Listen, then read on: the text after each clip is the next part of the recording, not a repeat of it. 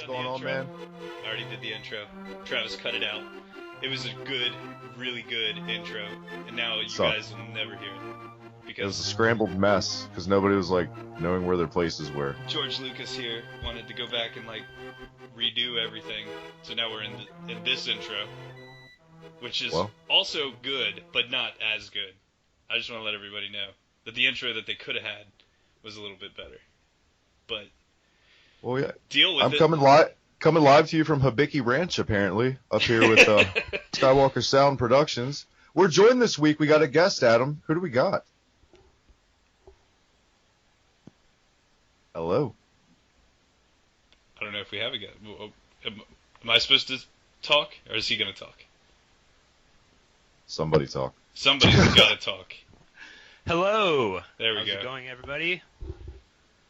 Kelly Moon, welcome to the Hard to Name podcast. First time guest, brand new YouTuber, guys. His first episode ever went up yesterday. He reviewed Totally Rad for the NES. I loved it. It was a great job. What's going on with you, my man?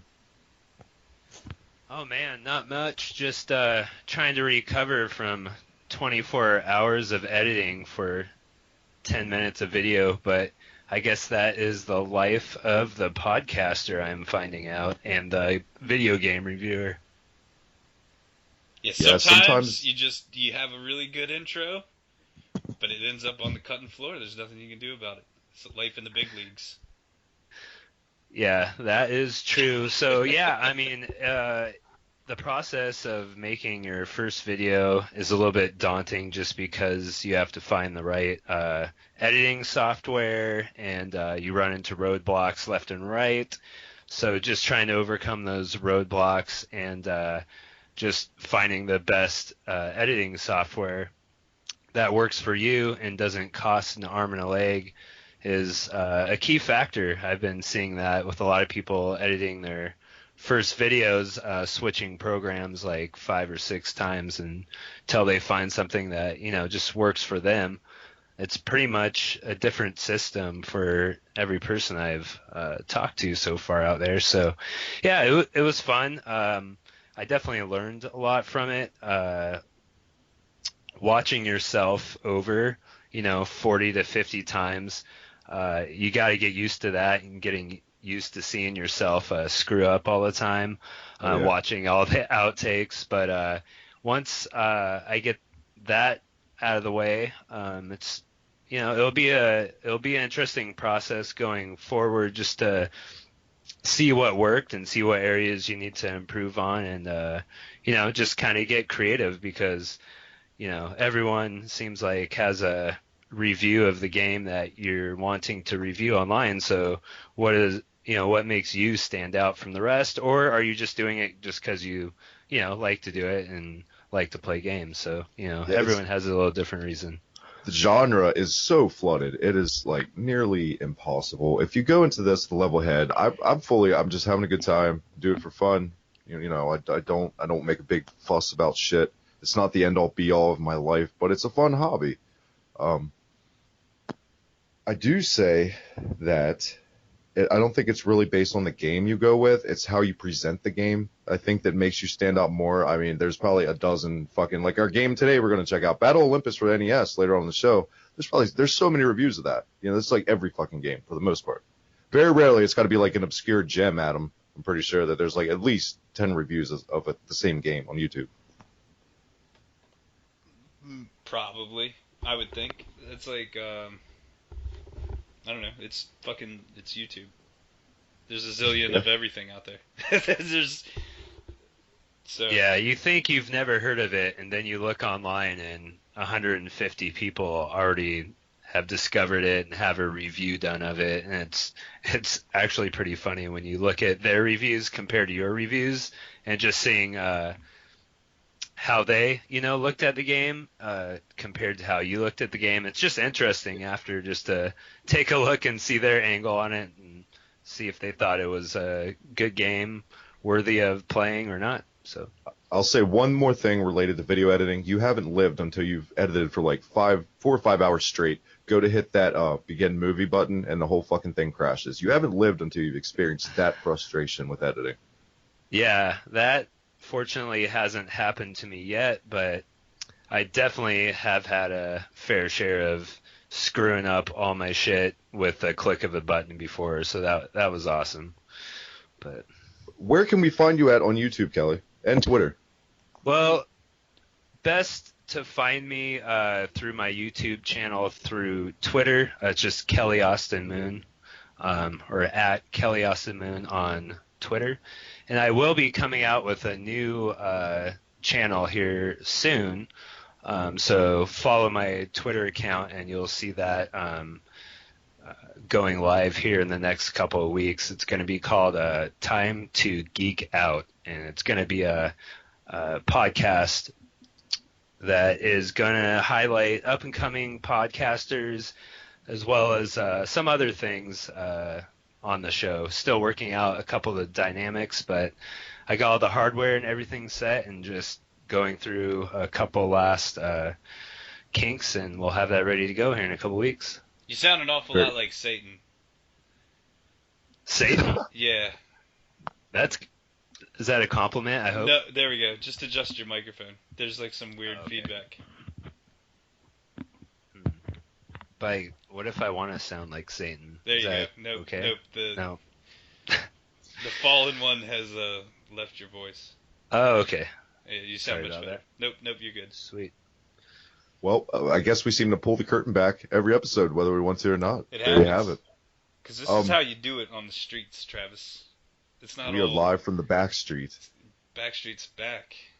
Guys, make sure you get your asses over there. Subscribe to this man. It's good shit. He's a good guy. Definitely follow him on Twitter. Adam, my main man, what's going on in your world of gaming this week? Besides being sick. Yeah, besides being sick. I'm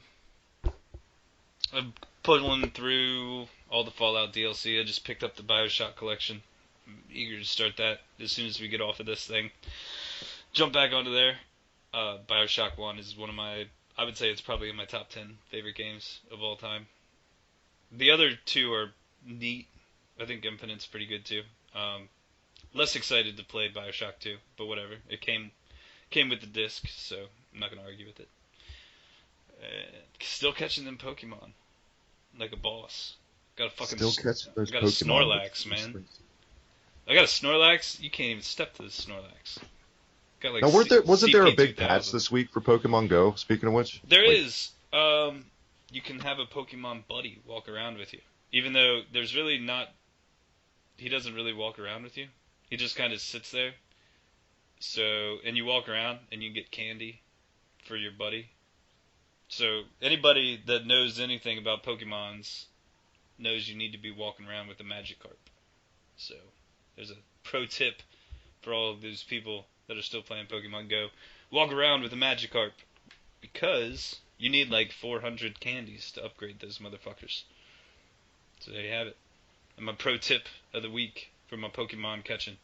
Also, Adam's pro tip. For more pro tips this week, guys, call the hotline down below. I'll put the number down there. Put the number Adam's on pro there. tip hotline. 1-900 Kelly, pro tips with a Z. Kelly, do you dabble in Pokemon Go at all?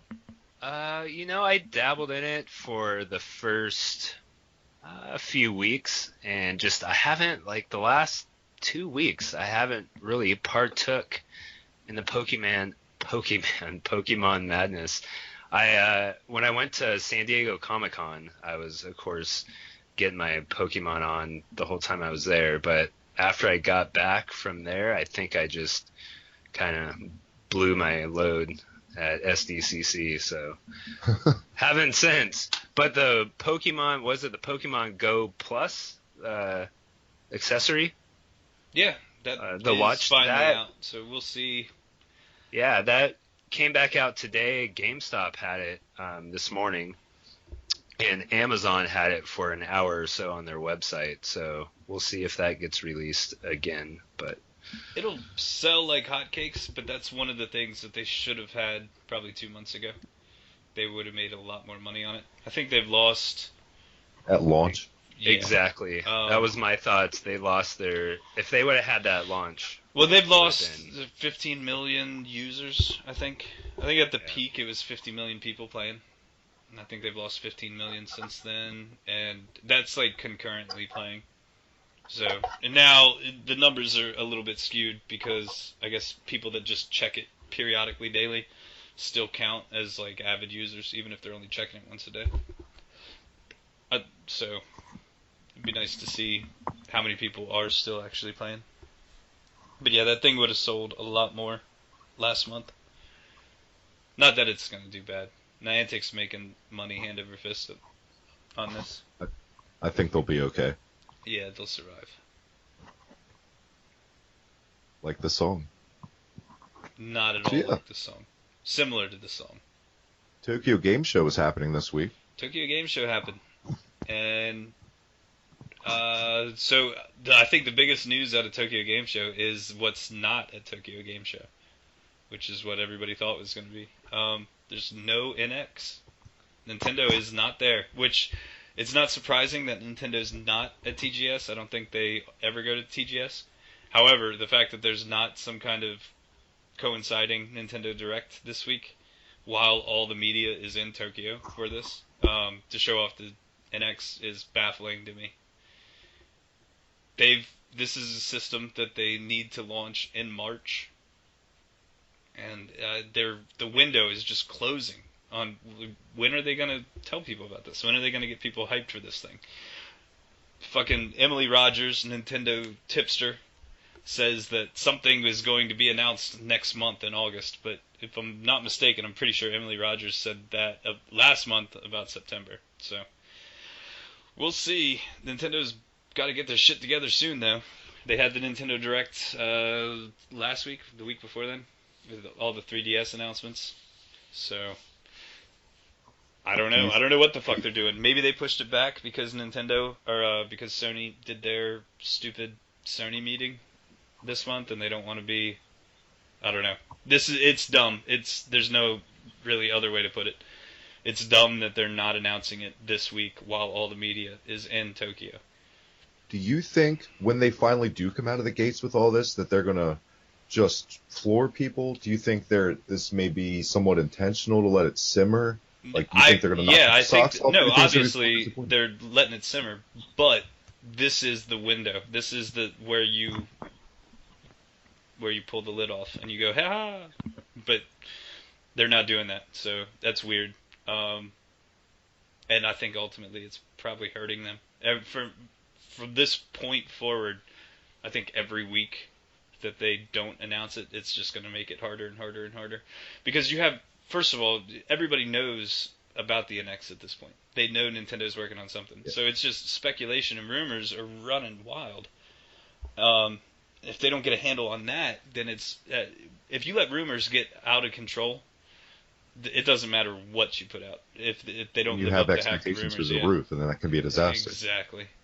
Well, there was an Amiibo leak today on a release date from a UK website.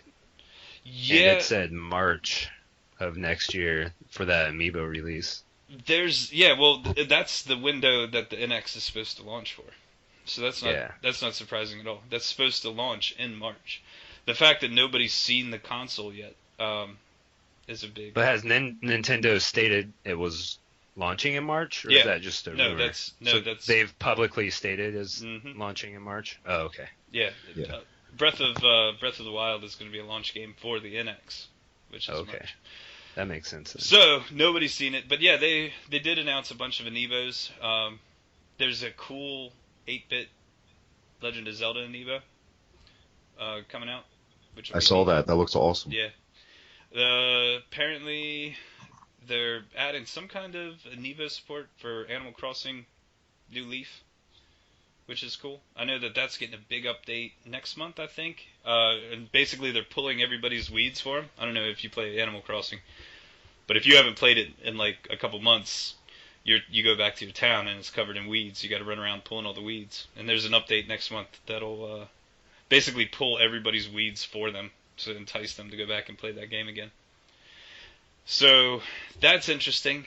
But with this other 3DS Direct, they showed off a bunch of new 3DS stuff, namely Mario Maker and Yoshi's Woolly World coming to 3DS.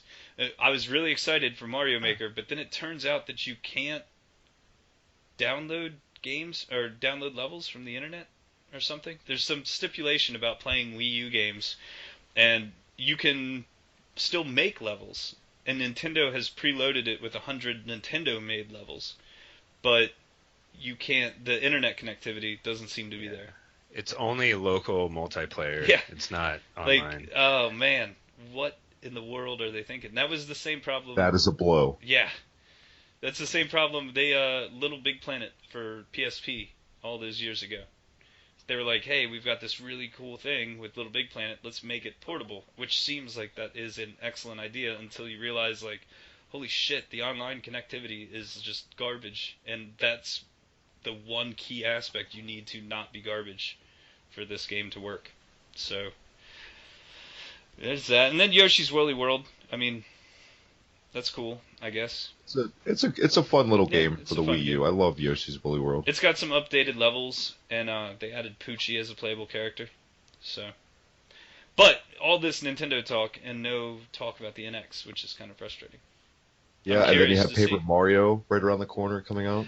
Yeah, but I don't think those kind games. Kind of Paper Mario. Yeah, those games seem to be doing worse and worse and worse in sales every. They do, and it's like Nintendo's like, well, maybe it'll turn around. I don't know. Why do they have their head up their ass? You're right. It's like, what are they doing? They need to make it more like Thousand Year Door and not like, what was the other one? Sticker Star or something like that? I don't Ding, ding, ding. Exactly. Yeah, I mean, I don't... The whole battle system is just wonky now. It's ridiculous. Adam, what was going on with Sony this week? No, I don't think Sony's really done anything except for the one of the Sony heads came out and was like, "Yeah, Hello Games hyped No Man's Sky way too much. I understand why people are disappointed."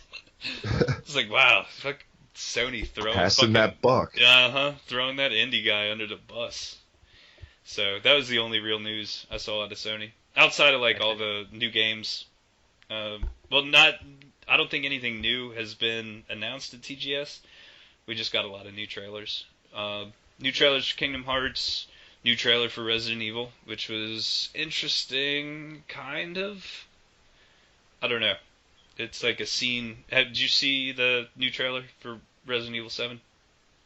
I did. I thought you were talking about Kingdom Hearts, though. Like 2.8. Yeah, 2.8. Yeah, I just glossed right over that because I care very minimally about Kingdom Hearts. But no, Resident Evil 7. Kingdom Hearts was definitely a miss for me. I could see why people would love it that are really into the Disney franchises and stuff, and the Final Fantasy, obviously, but just for me, I don't know. Kingdom Hearts 2.8 seems to definitely lean a lot more on the Final Fantasy side of things. Yes, on the Disney I did side notice of things, that. Which I thought was strange. But who knows? I don't fucking know anything about Kingdom Hearts, so fuck them. I don't think it was strange. I thought, honestly, that may have been a good ploy because of 15 coming out, with the buzz around that, and kind of like an osmosis type thing where you have to, you know what I mean? I don't know. It depends how you look at it. Yeah, Resident Evil, the demo is out. Yeah, with the scene straight out of Texas Chainsaw. So, I don't know. I don't know. I like Resident Evil 4. I like Resident Evil 5. I even liked Resident Evil 6. I like to shoot at things with lots of bullets. I really like the demo for Resident Evil 7. I don't know how much into like a haunted hillbilly house I'm gonna be in, but we'll see. It's still interesting. That trailer didn't really do it for me though. I wasn't really feeling it. Yeah, it's not Resident Evil to me at this point. It does not look like Resident Evil at all. Especially after watching this new trailer, I looked at it and just I don't understand how that ties in, how that's going to tie in. At Capcom, are they just trying to grab like every kind of horror trope and like throw it in? Like, we got to make them scary. The kids love the scary. Let's make it scary for them. Let's crazy rednecks and zombies and I don't know what else. Let's just put it first person. Everybody loves first person these days. They're just like throwing it all into a pot. Is that what they're doing, or is there some kind of rhyme or reason behind these? I hope not. It's I do know, like, it's Capcom. I know when beginning. Sorry, Adam, go ahead. No, that's it. I don't fucking know. I don't know what. I was gonna say when Beginning Hour first came out and I downloaded it, I liked it. Yeah. I know that's like it's no way like this. There's no connection, but that's kind of the route this is going in, obviously. Oh yeah, yeah. But I think I wanted to give it a chance. It definitely needed a new breath of fresh air in the franchise, the series in general.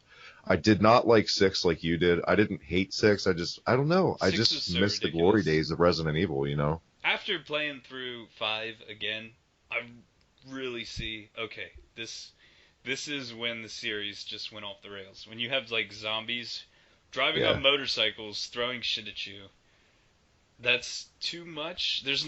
It's all, there's some nefarious plan of Wesker's for complete global saturation. And there's not really a whole lot of rhyme or reason. You got to stop him because he's a bad guy and you're a good guy. And then 6 takes that premise of like, what the fuck is going on? There's not really a story. There's a bad guy who wants to do bad things, and you've got to stop him for reasons because his wife left him or something. I have no fucking clue what that game's about. But you're Jake Wesker, and you punch the fucking shit out of people, so what the fuck? Who cares? Shooting people. Kelly, were you a big Resident Evil fan, like in the beginning of the series and like as it evolved?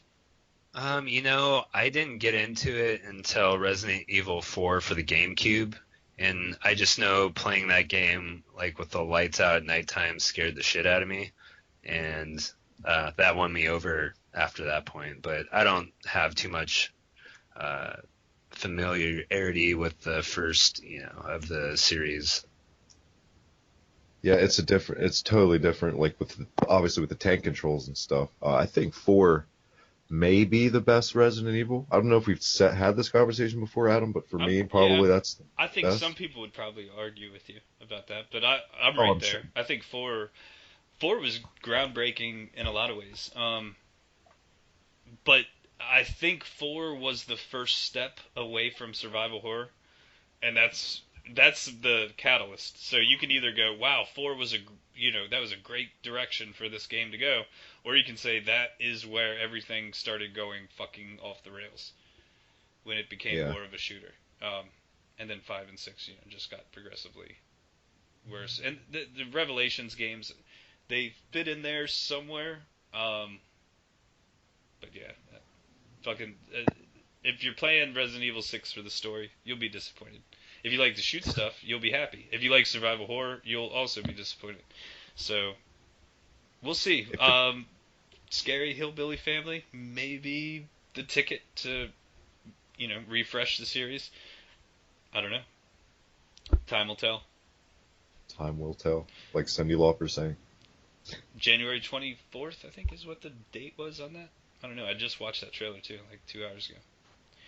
So, but yeah, there's that. Final Fantasy 15 trailer, which kind of took away a little bit of the hype that I had for that game.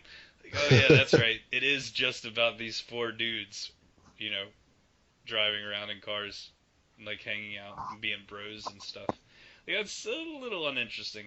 I'm still willing to give it a shot, but before you even asked me for like the 3rd or 4th week in a row, I did not see Kingsglaive yet. I know. I'm willing to bet money that you haven't bought fucking Nidhogg yet either. You know what? I was going to buy it after the show and possibly stream some Nidhogg with you, but maybe I just won't now. It's like $5. You're only hurting yourself, man. The sale is over on Tuesday. You better get that shit. Nidhogg looks super fun. I can't wait to play Nidhogg. It's all about. Speaking of like Atari-esque games, I picked up an Atari Flashback 6, gentlemen, this week. Some flea market madness, $2. That's a good price. It's about $1.99 more than what I would have paid for it. You're not a big Atari fan? No, $2. I'd say you probably got a good deal. I'm not an Atari fan though. That predates. I grew up with the NES. I didn't laid eyes on an Atari after I'd already played an NES, so it had zero appeal to me. It's like, what the hell? I definitely like the Atari 2600. The thing about the 2600, it's like 30% games that you can actually play, and the other 70% are kind of broken messes for the most part. I I enjoy my Missile Commands, my Berserk, my Warlords, Staples, all that stuff, but God, man, there are some brutal fucking games, especially on the flashback, because it comes packed in with like 100 games. Go play baseball in the Atari. If you're having a bad day and you want to make it worse, check that game out. My mood is too good. You need to play some baseball. I'm pretty sure Kelly is a huge Atari 2600 fan, if I'm correct. I don't know about that one. So my question is, did you get the Sega controllers with that $2 deal? Yes, it came with the 2 6-button Sega. So that's what I'm stoked about, is you got 2 6-button Sega controllers for $2. Yeah. I think that's a deal. And it came with the 2 Atari controllers. And I tested it out today. I plugged in my actual Genesis controller to the port on the flashback, and it worked. The only game it didn't work for was Missile Command for some reason. I didn't test all 100, but I'm sure that most of them work. But then the one I tried, it works for most. It was pretty sweet. I see they go for like, I've seen it at the most like 45. Well, Toys R Us, but they're always like price Nazis. So the funny thing is about the 2600 is the first game that I actually did play was baseball. So. Oh man. Yeah, it was brutal right from the start.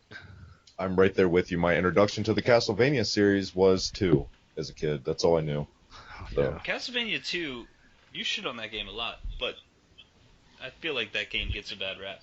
It had good music. That's it. Seriously, I was about to say, the music is good. legit. If anything, the music is better than even some music on other decent NES games.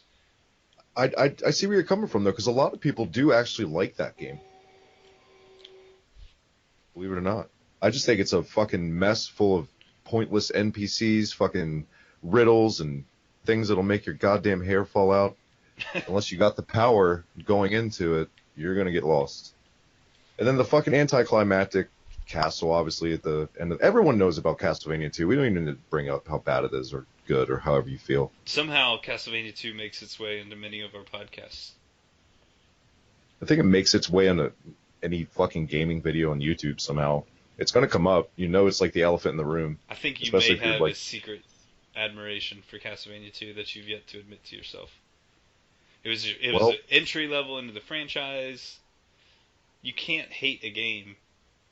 Well, I can hate Mickey Mouse Capade because that was my other game I had as a kid. That was my introduction to games. So fuck that game. Fucking hard. It's not an awful game though. Can Minnie Mouse be controlled with a second controller? I don't know. No one will ever play it with me. So let's say I don't remember ever playing that with anyone else. It seems like she should though. She just follows you around. Yeah, the best Atari 2600 game for me. You got to go with Missile Command. If you're multiplaying, it's combat. It's fucking combat. Can't go wrong. But that being said, I don't know what else we have to talk about in the world of news this week. I think that's it. We had a game of the week. We're probably missing something really important. I should write this stuff down ahead of time. Unless Kelly has anything he wants to get off his chest about. I think word on the street is that Sony just laid off like over half its VR team. Like they just basically said, "Here, design our VR system," and then okay, see you guys later.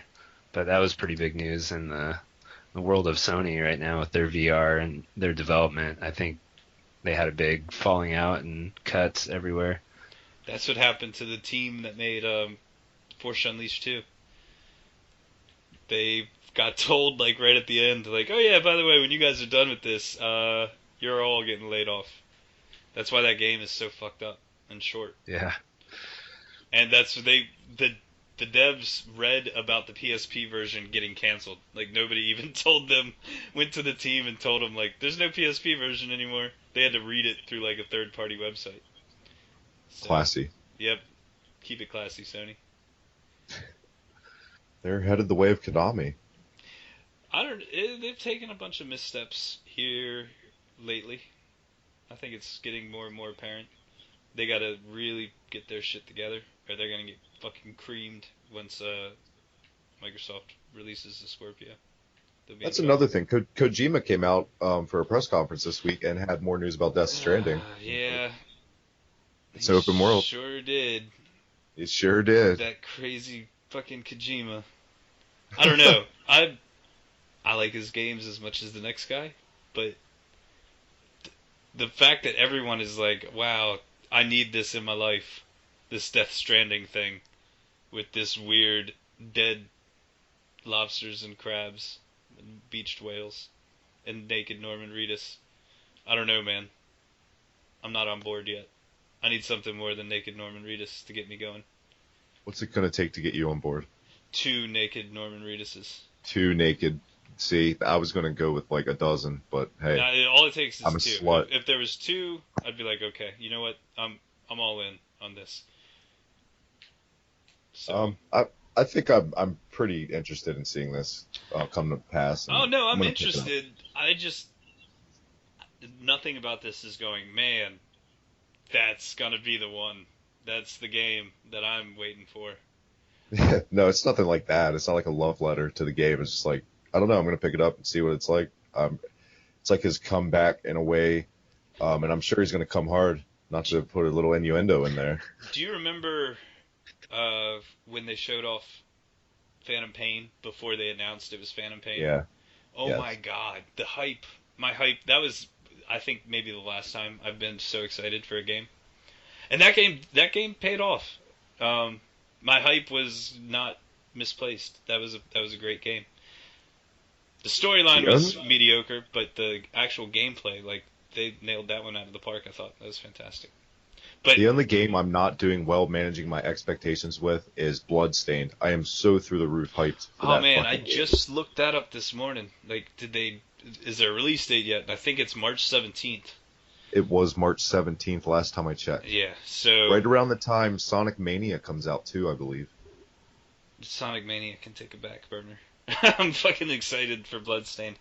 I'm gonna be really bummed if it sucks. I hope it does really, really well, because we need more 2D Castlevania games in this world. We don't have enough. We need more. Did you guys see that collector's edition that came out for Sonic Mania? Yes, with the statue on the Mega Drive. Yeah, That was pretty cool. that's neat. More pre-order stuff, but that's a case of where the pre-order may be actually worth it, because that statue's pretty badass. Well, that we just talked about pre-order bonuses a couple weeks ago. We always talk about pre-order bonuses. But the tangible pre-order bonuses, I think, is still more lucrative than, like, here's fucking other costume for you to wear, totally. Or here's this lame-ass mission that's going to be available on PSN in like a month. So, no, give me something worthwhile. A cool statue. I am or a pretty calendar. excited for Sonic Mania. I love where they're going with it, and it looks great. It apparently no one that seems to be griping about it yet. Apparently, the blue blur is back. We will see. True to form. We will see. It's weird to think true to form when there's been like 17 other Sonic games since Sonic and Knuckles. Yeah, but nothing like in our hearts a Sonic game is. Like when us three gentlemen like would think Sonic, are we gonna think of fucking Sonic Colors? No, we're gonna think of like one of the originals. That's what I mean, though. But it's, they've done. Sonic Mania is definitely a Sonic love letter to then. guys like us. I'm interested. I'm interested. Well, I don't want to say I'm excited, but I am interested.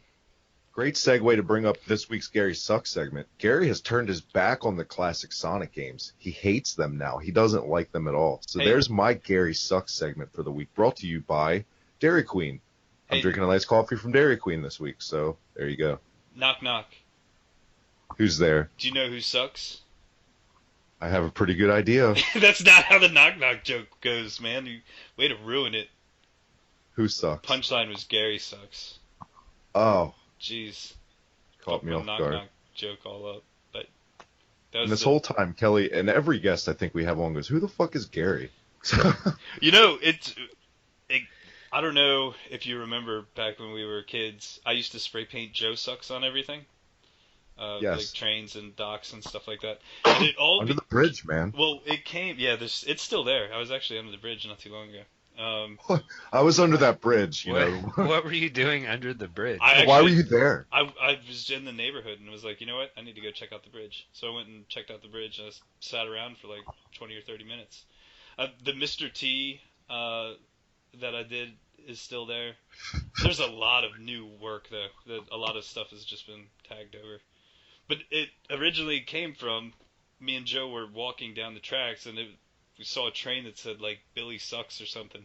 And Joe was like, nobody knows who Billy is. This train goes from city to city. No one knows who Billy is, but everyone knows that he sucks. And I was like, you know what? That's fucking awesome. I'm going to write you suck on everything. And Joe was like, good, I'll write you suck on everything. And that's just what we started doing. Joe sucks and Adam sucks. So I would have put his last name along with it. Maybe his middle. And his fucking address. Write to this guy because he sucks. His email, his Skype, all that stuff. Put him on blast. The day that Joe gets a Skype, wow. And you know what? There's another perfect example. Joe, our friend, loves Castlevania 2. There you go. Forgot about that. And Zelda 2, more than the original. Zelda 2, which is weird. That game. But our game of the week is a very Zelda 2-ish game of the week. Speaking of Zelda 2, what was our game of the week? Brought to you by Adam. Yeah, which I never mentioned on the last podcast. So, off air, afterwards, we were going to play Scooby-Doo, and then I realized, wow, this game's awful. It didn't take me very long I'm so glad that didn't come to fruition. So we played Battle of Olympus for the NES instead this week, which is very similar. It plays a lot like Zelda 2. It's very hard. For those that are first-time listeners, real quick, and don't know, each week we have a game of the week, retro style, usually 8-bit, 16-bit era. Maybe we should do a Game Boy game of the week one week. That would be awesome. Yeah. Or Game Gear. I'm down. Man. But we play the first 30 minutes and give basically a mini review right here on the show. Our man Kelly actually owns the physical cart of Battle of Olympus because he's way cooler than us. Or I just am stupid and buy things I shouldn't more often than not, so that's probably the better reason. There's probably a good gray area in there. It was not a bad game. Stumbled upon it and played it, and I was like, wow, this game has got this little purple teddy bear that keeps killing me, and that's annoying. It's hard. It's a hard game. He's like so low you can't hit him, and he's also the timing of him throwing the spear is almost always going to hit you, even if you jump. Fuck that little purple blobs. Yeah. You can't even duck and stab them, which is pointless. Yeah. Like, why even be able to crouch if you can't crouch underneath anything? Yeah. No. But that game, I don't know. I talked to Zeus, I guess, and he was like, "I'm Zeus." I was like, "All right, well, whatever. I'm gonna go find somebody else." I talked to somebody else. They're like, "You've got no business here." I was like, "Well, fuck." So it's kind of like, I don't know. Maybe if I sat down with it for more than 30 minutes, but 30 minutes about it, I'd say it's I liked it more than I thought I was going to once I started playing it. But there's little purple goddamn Ewoks that are annoying as hell. That's my takeaway. Watch out for purple little bears that look like they're going to throw spears and shit at you.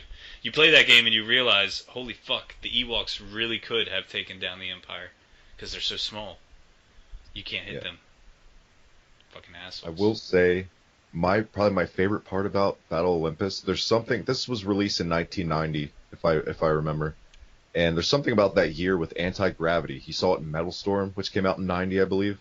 The anti-gravity effect in this game is pretty cool. It's just like Metal Storm in a way, not as tight or fluid, but it's cool. I like this game a lot.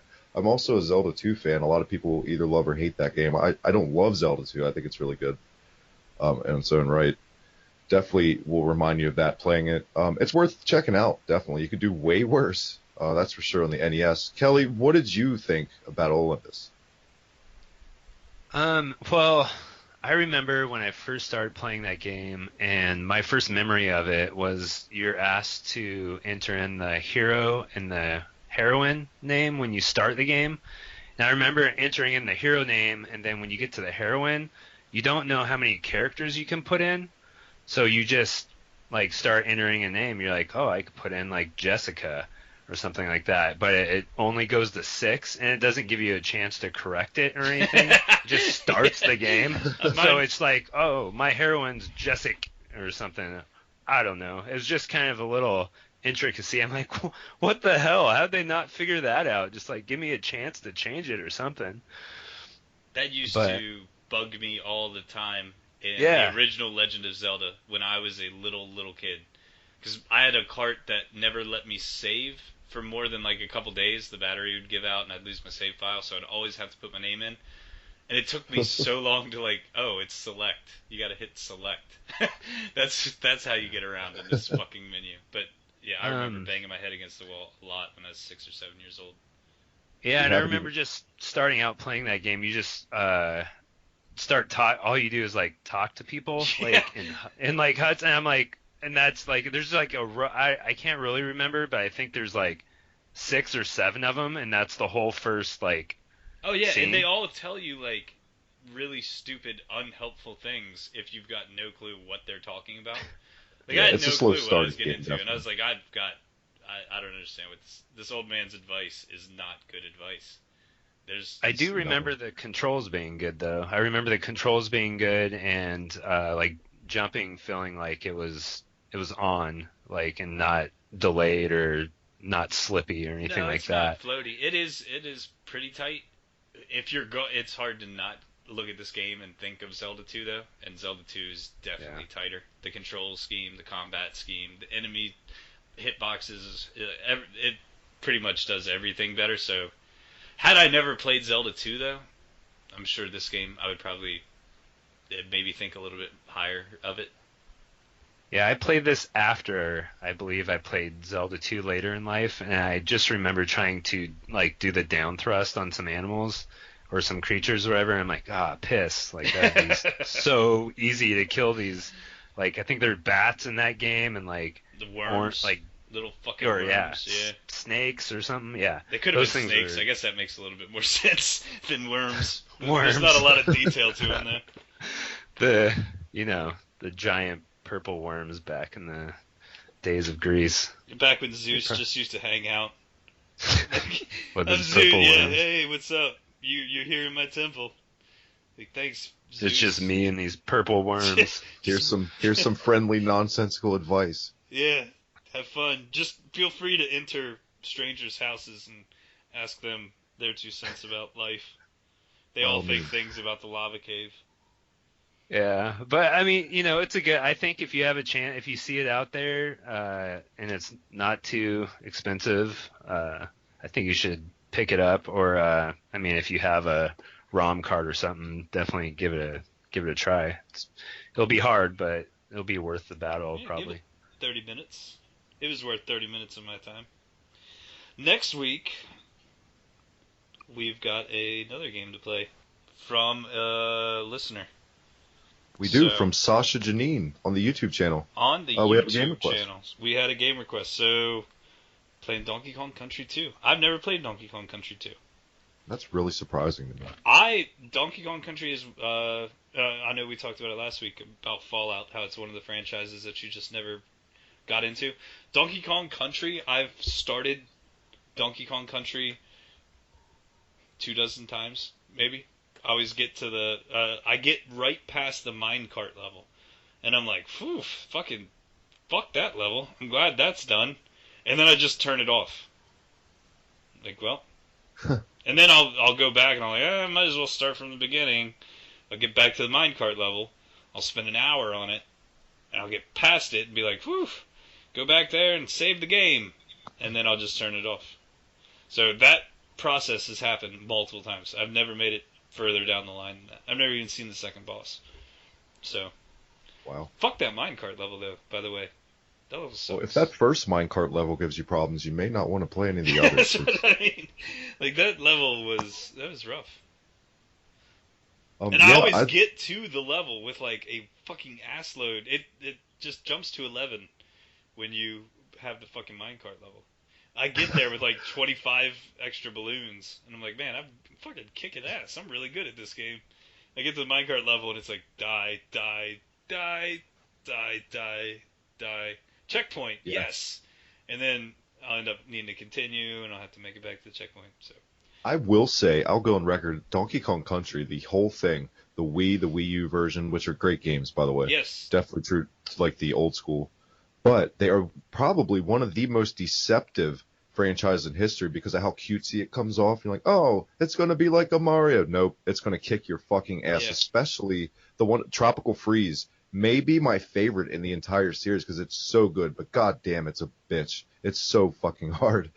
But I'm really glad we have a game of the week besides Super Punch-Out the one week I'm really excited about playing. So thank you, Sasha, for your request. We're going to have some fun with it. Kelly, were you a big Donkey Kong Country fan?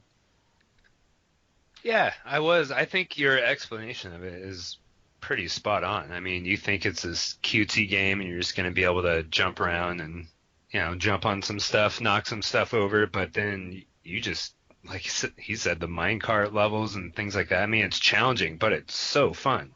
I mean, that whole series is probably one of the better series out there as far as the full series of it. They really didn't have, like, a letdown game that I can think of. You know? I mean, there wasn't really anything too horrible. Even the King of Swing game, which I reviewed, cheap plug, on Hibiki TMD, is actually pretty good if that's what you're looking for. It's nothing like the old ones, but it's a good game. The Bongo game was really dumb. Obviously, I didn't like the 64 Donkey Kong at all. But 2 is good, and I'm excited to play it. Didn't mean to yell. Got excited. I'm so excited I can't control the volume of my voice. You know, I will say, shout out to my friend, King of Retro, 8-Bit Brian. I'd like to have him on the show sometime. He's a great dude up in Philly, a little north of us, Adam. Kelly, on the other hand, is like all the fucking way out, like 3,000 miles. Do you know Pauly Shore, Kelly? I wish I did. I was about to say, he lives out there in your neck of the woods. Oh, does he? Maybe I'll have to go look him up, give him a knock on his door. Just look for the house that he lived in Encino, man. I bet you that's where he probably lives. Or should I look at the house that's shaped like a dome? He might be in there, too. Man, I've seen that movie way too many times. Stephen Baldwin's got to be there somewhere floating around. He's probably the guy, like, holding a tin can on, like, Hollywood Boulevard collecting cash.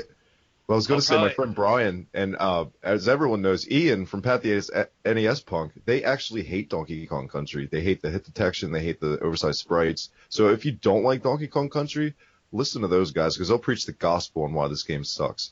But they kind of suck because they're good games, guys. Super Nintendo is great. Yeah, so we're going to do it this week. It's going to be great to talk about it. Gentlemen, is it top 3 time? It is. We're doing top 3 I'm thoroughly excited about favorite colors of pants. I have no clue what you just said. Probably because I was talking all over you. Top 3 favorite colors of pants. Oh, magenta, beige, and black. Ooh, we go with black. All corduroy, Tannen style. Oh, that is Tannen style. That is Tannen style. Fucking Tannen is the only person I've ever known that wears corduroy pants. He wore like a corduroy sports coat in July for like 3 years. That's how Tannen rolls. Don't fuck with somebody. Yeah. You see somebody wearing a corduroy jacket in July, it usually means they're homeless or they're crazy or they're tanning. Or they're tanning. Before we get to the top 3, make sure to follow us at the Hibiki TMD on Twitter. SoundCloud, you can check out a couple older episodes. Hope to get other episodes up there. Kind of cheapskating it a bit, but also swing by the Facebook page. Let us know why you think Gary sucks. Yeah, always let us know why Gary sucks, and we'll be more than happy to back you up. If you're still listening to the podcast 50 minutes in, just type something into the comments below. Tell us why you think he sucks, or why he doesn't suck. But he does, so prepare to get shut down if you type something that says he doesn't suck, because he does. Well, there you have it. Suck it, Gary. This week's top 3, though. It is not pants related this week. Thank God. It could have been. Maybe next week. Maybe next week. 13. Unlucky show episode. Unlucky 13. We just talk about pants. I will say I'm super excited because it's coming up for our Halloween special. You want to just skip the rest of the month and just wait and do the 13th at like the end of October? Just take a month break of the podcast. Or just record like 14. We could skip it like they do like floors in a hotel. And then just backlog 13 and air it on Halloween. And then you can get in the elevators that go up and press down to go up and then up to go down. Or you can just get in the elevator, push all the buttons, and annoy everyone else. Yeah, Or you can play Hotel Mario. Or you can just. You know what's really, really fun to do in an elevator is if there's only one person in the elevator is to walk in the elevator and just stand right next to him. All the space all around, just sit there and just see what they do. You should give it a try. It's pretty fun. And like when you leave the elevator, it's your turn to get off. Like go up to them slowly, go in their ear and go, "You smell great," and just leave. Top 3. The top 3 franchises that need a comeback, a sequel, a reboot, something. Pretty much, I guess, is our basis we're going with, right, Adam? Yep, that's where we're going with it. Initially, when you brought this up to me today, I was like, well, fuck a reboot. But I will say, you convinced me. Some reboots are good, such as Double Dragon Neon, like you said. And Castle of Illusion was good. DuckTales remake was good. Remaster, reboot, whatever you want to call it. Bionic Commando. Bionic Commando. I don't know. You could say DuckTales, Castlevania, or Castle of Illusion. Maybe Bionic Commando had enough different stuff. But I think the other two are basically remasters or upgrades. Double Dragon Neon is definitely a reboot. Those levels are not the same. I don't think the ending's the same. I don't think the villain's the same. That game was awesome. If you haven't played Double Dragon Neon, what the fuck are you doing with your life? Yeah, it was fun. I liked it. I wasn't over the moon about it. The soundtrack was fucking badass. The soundtrack was awesome. Everything about that game was awesome. It was so over the top. It's like Blood Dragon. It's a game very similar to Blood Dragon, where everything is done so well over the top that it just makes sense. And you think, man, why is there not more games like this? So, but yeah, there's that. So, I'm on board. With Gentlemen, who would like to start this little fiesta? Not me, because I honestly haven't put much thought into this. So I need to think of 3 games real fast. I'll do this on the fly. I know we talked about it earlier. I'll start off just because I had them in my head. So the 3 games. The guest is more prepared than the co-host. I love it. The 3 games that I came up with happen to be all on the GameCube, actually. And I just noticed that when I made the list. I was like, interesting. These are all the GameCube's fucking awesome, so that's a good thing. So the first one I had was actually The Simpsons Hit and Run. I think that game should be redone. Or not because it was bad, just because it kicked ass and I want to see him do it again. I don't know. Actually, Radical Entertainment did that game, the same developers that did Battle of Olympus, which is kind of that's a weird, strange detail. That's really weird. But Files, like I remember Files in the first game, which was Road Rage, stated that Hit and Run was going to be called Road Rage 2, and then they switched it up or whatever and called it Hit and Run. But I don't know. I think that's a game that gets overlooked because all the games today are kind of like realistic driving games and of that sort. So I'd like to see them like either remaster it or reboot it or something. That's just one of them. The other game is Eternal Darkness. We'll go around everyone's. We go around like everyone's 3, and then we go everyone's 3. Okay. Well, you just ruined it. I'm done. I'm out. See you guys later. Podcast is over. It's done. Peace. Gary sucks. Gary does suck now. No, I'm just kidding. But Gary does suck. I was being dead serious about that. For real. All right. I ruined it. No, go ahead. So who's next? Travis. Is it Travis we taking turns here? Or? I'm too sad to go next. I'm ready. I'm good. I've got my list together, loosely. Let's hear it. Contra is my number 3. What was the last Contra game? Super Contra? Ooh. No. There was 2 of them Contra for 4? PS2. There was 2 different ones. There was Shattered Soldier and there was something else. No, it was on the DS too. I never played the DS one. Anyways, we haven't fucking had a Contra in a super duper long time. So Contra is on there.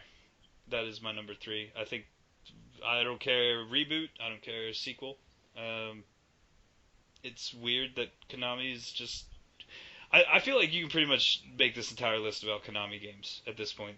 Um, like, what the fuck are they doing? They should just probably sell their IPs to somebody else. Let somebody else do Contra. But no, I think Contra is for sure. That's a game that, for as popular as it was, it's weird that we haven't seen it in a long time. So. Very good. That's it. That's my number 3. My number 3 is a fighting game that I loved back in the day. I mainly played this series on the GameCube. Eternal I would love Champions. to see it come back. What? Eternal Champions? No. That's not where you're going with this. I was going to say, no, Bloody Roar was a great series, and I really wish it would come back. They did make, didn't they make, 4 of those, though? They made 4. The last was on the PS2 in, 2004, I believe. Yes, that's definitely been a while. That is weird. I feel like that sold well, too. It's weird that kind of fell off. It did, yeah, it did moderately well. I love Primal Fury the most. The third one, it was but the GameCube version was more enhanced than PS2 or something. I don't know. It was a great series. I loved it. I think I only played this. I played the second one. I don't think I played past the second one. But yeah, that's a good choice. Kelly, I'm not going to let you down this time. I'm not going to fuck the show up, and Adam's going to leave. You're number 2. Number 2, Eternal Darkness on the GameCube by Silicon Knights.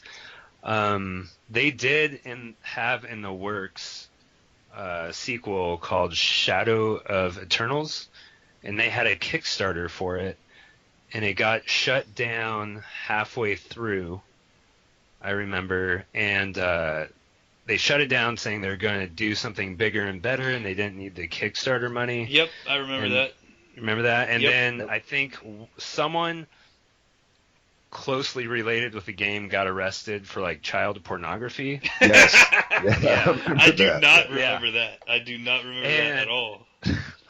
So that's kind of a downer, puts a damper on some things. But the original designer was still going to do it, and he was just about to do it, and then he opened up his new company. I think it was a couple years ago, and he still has it in the back of it because he, I guess, still owns part of the rights to it along with Nintendo. So I think they're still working together to get something done here. But I mean, this has been in the works how long? Jeez, I don't know, forever.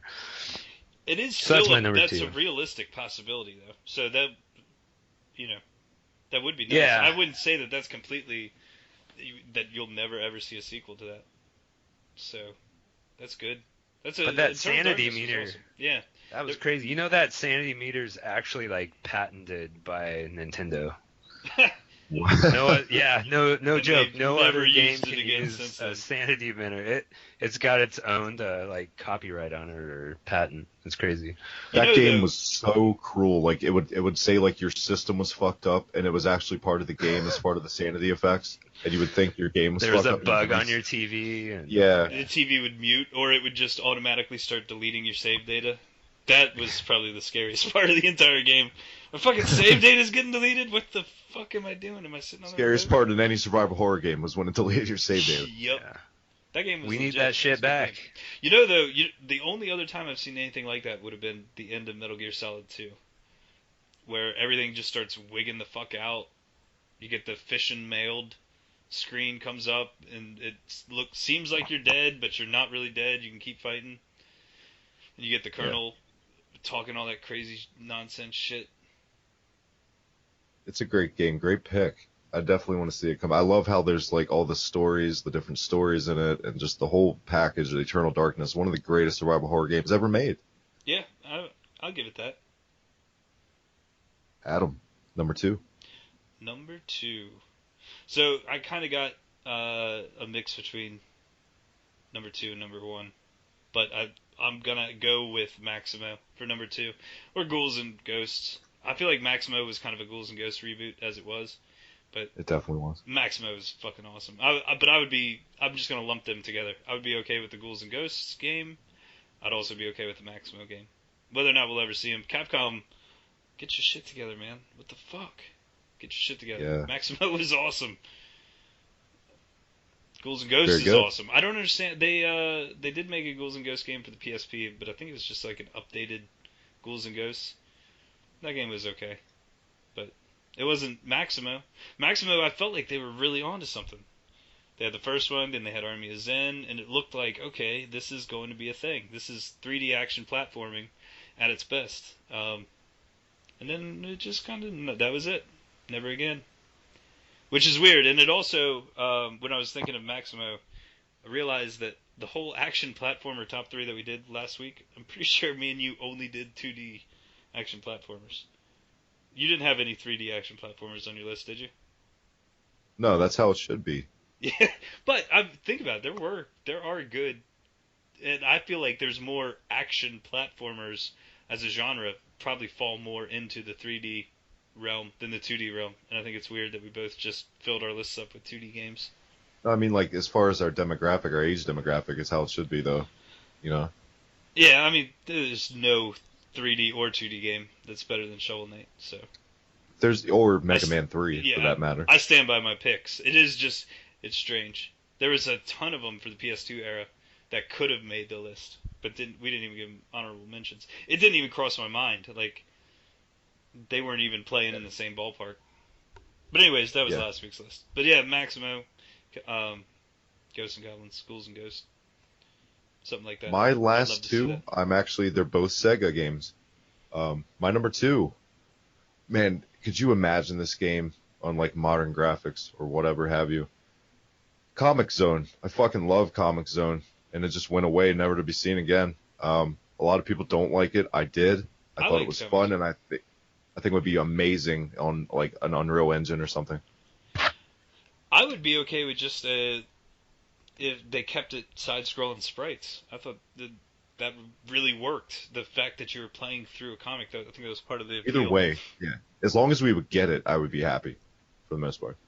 You'd have to like keep the radical 90s Sega music too. Oh yeah, I think they would too. I think they would keep it probably more 90s for like nostalgia. The 90s would be off the chart if they did. I would play that. I beat that game once, but I got the shitty ending. Kelly, did you like Comic Zone? I did. I love that game. It's a hard fucking game. Yeah, it is a hard game, but yeah, I agree. That game would be. I want to see something like that or that again. That is one of my top 10 Sega games. I'm pretty sure it's Kelly's number 1. I'm pretty sure his choice is going to be a remake of Bad Boys 2, Miami Takeover. Bad Boys for Life. It's Bad Boys for Life. You guys just stole my thunder. Thanks. Damn it. It's a good game. What can I say? That should be on the top of everything. We stole your thunder on top of me stealing Adam's Bad Boys joke that he likes to throw. Fucking Gary. Yeah. Fucking Gary. Thanks a lot. See, the guests are coming around, man. They don't have to be cute. They're just like, fucking Gary. That's beautiful. One day, Gary's going to accidentally hear the podcast and be like, those fucking guys. Gary's never going to hear the podcast because he's too busy vaping and piercing people and playing weird Skyline simulation games. I'm going to get my boombox and play the podcast and just stand outside his window with my boombox. And just Wake up, James! Wake up, James! I think our podcast is probably the most like podcast on the internet with the most inside jokes on it, where like nobody knows what the fuck we're talking about. It's true. That just gives them incentive to listen to all the podcasts, so they get the inside jokes. Yeah, maybe the story's going to unravel over the course of 30 podcasts. Kelly, what's your number 1 greatest all-time thing that needs a reboot, sequel, what have you? This one's a little bit more obscure. Most people, I don't know, might not recognize it. Again, from the GameCube, it was an RPG called Baton Kaitos, Eternal Wings and the Lost Ocean. You guys remember that game? That is a deep-ass cut. I know what you're talking about. You have to check it out. Monolith Soft did it.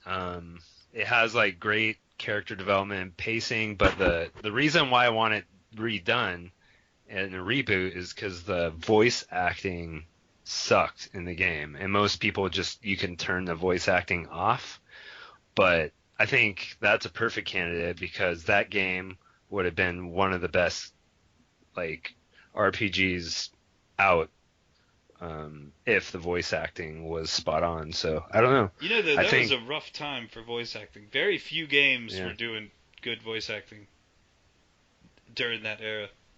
All your base are belong to us. With the exception So of Metal Gear, I can't think of any game that all the. I guess you had some other games, but Metal Gear was probably the first one that was decent voice acting. Shit's still yeah. bad. There's still games with terrible voice acting. Any Sega arcade game that comes out usually has pretty terrible voice acting. So that was my number one. Like honorable mention was gonna be Paper Mario, Mario Party, and Metroid all together because they all have reboots and remakes coming out, but they all are gonna suck ass. So, or they currently have sucked.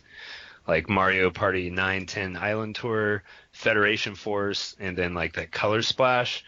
I just want them to reboot or redo how they're supposed to be. So Metroid has a chance. I guess there's some spoilers in Federation Force at the end with the That game appearance sold. of Silux. Apparently, that game sold 5,000 units in Japan. How does a Metroid game sell 5,000? Like, I get it, it's Japan. There's not a lot of people that live in Japan, all things considered, but 5,000 is incredibly low. Yeah, that's pretty much zero. Yeah. So, suck it, Yeah. Metroid fans. Very good. It's that time, Adam. I'm surprised that this didn't make anybody else's list. I feel like it's an obvious thing. There's no way I'm alone in thinking it either. Onimusha. There's no Onimusha game, nor has there been for like 10 years. There's no talk of Onimusha. There's no signs of Onimusha. That was a franchise that was alive and well and just disappeared. So, and those games are fucking fun.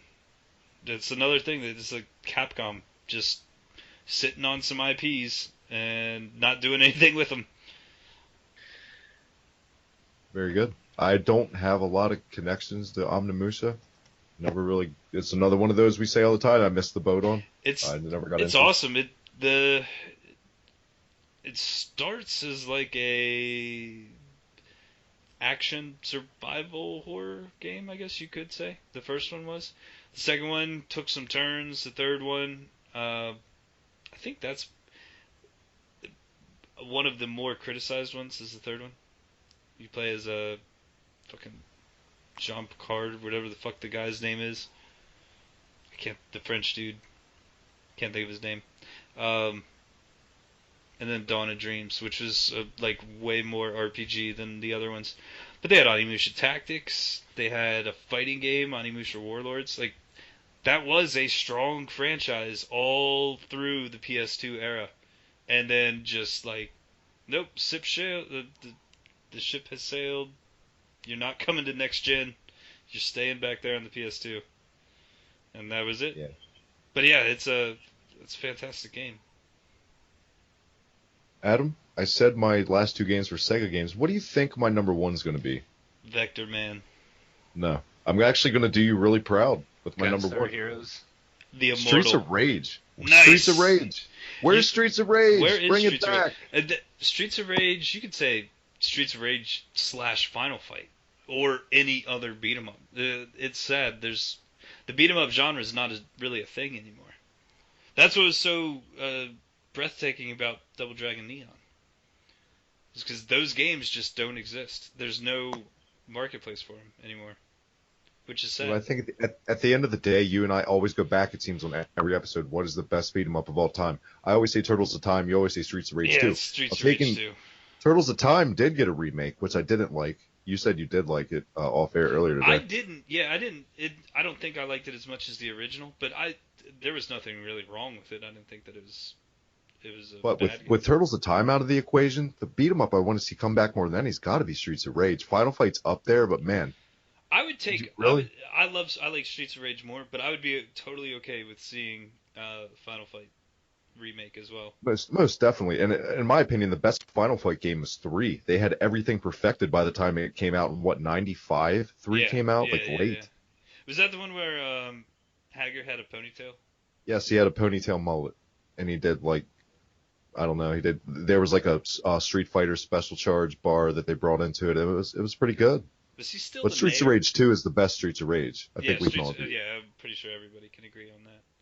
Streets of Rage 2 is the best. Hey, is Sergeant Slaughter dead? I know this is off topic. Sergeant Slaughter is alive and well. Is he really? Don't scare me like that. Yeah, that's awesome. Thought about him the other day. That's awesome that he's still alive. Hashtag Sergeant Slaughter. What the fuck is he doing? That's all. Hager always reminded me of Sergeant Slaughter. I can see that. I can that, totally see that. I'm pretty sure he was just like, hey, we need a character model. Let's do Sergeant Slaughter. Okay. Yeah, then they made him a wrestler anyway, and they had like Saturday Night Slam Masters. Yeah. So. Oh man. I would vote for Ellie, Adam, we did it. We made it to the end of the road, like Boys to Men. Just like Boys to Men. I'm digging everyone's picks this week. I really am. Even the Simpsons pick, like, I enjoyed that game a lot. I would like to see that come back, especially with like modernized graphics and just everything perfected. It was a fun game. Yeah. Yeah, there was. I think we had 9 solid picks this week, which is good. No Zardion. Honorable mention, Bad Boys. Yeah. Just because life. Nobody did pick. Honorable mention, Charlie's Angels for the PS1. Man, I got shit on Bad Boys. Another game I would love to see that it just got edged out by the other ones is Force Unleashed. I would love to see a Force Unleashed 3. I know it's never going to happen, but I would love to see that.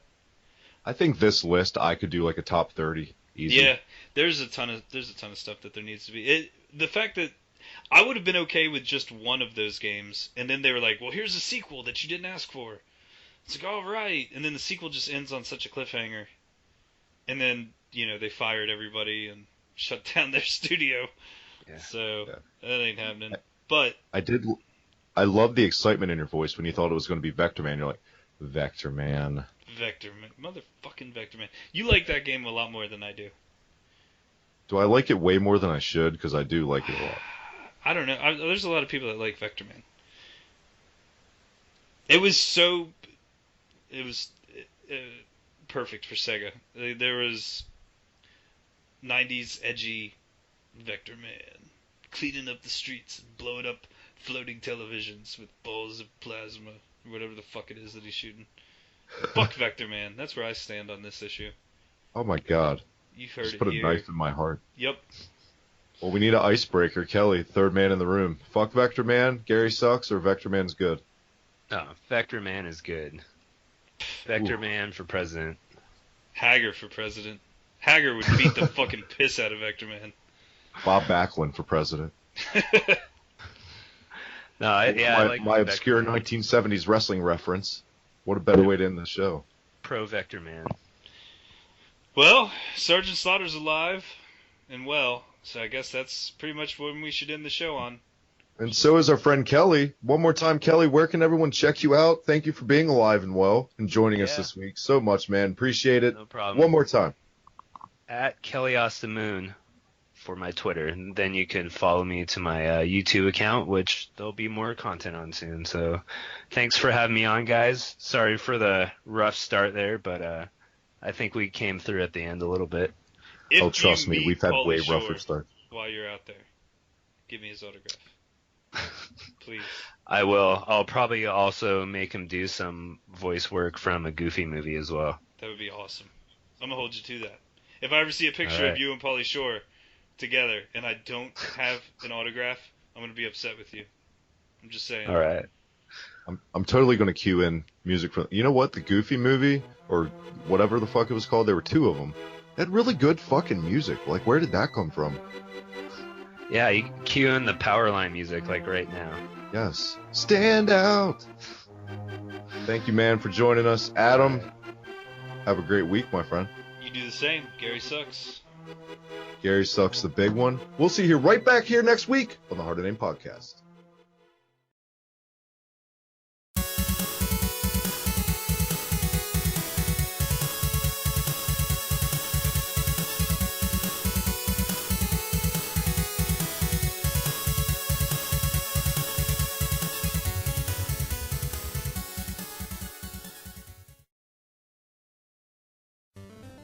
Hey guys, you can follow me on Twitter at the HibikiTMD. Thanks for watching another video. As always, make sure to hit that like button, subscribe. This is HibikiTMD, everything retro gaming, pro wrestling podcast, and everything in between. Right here on Hibiki.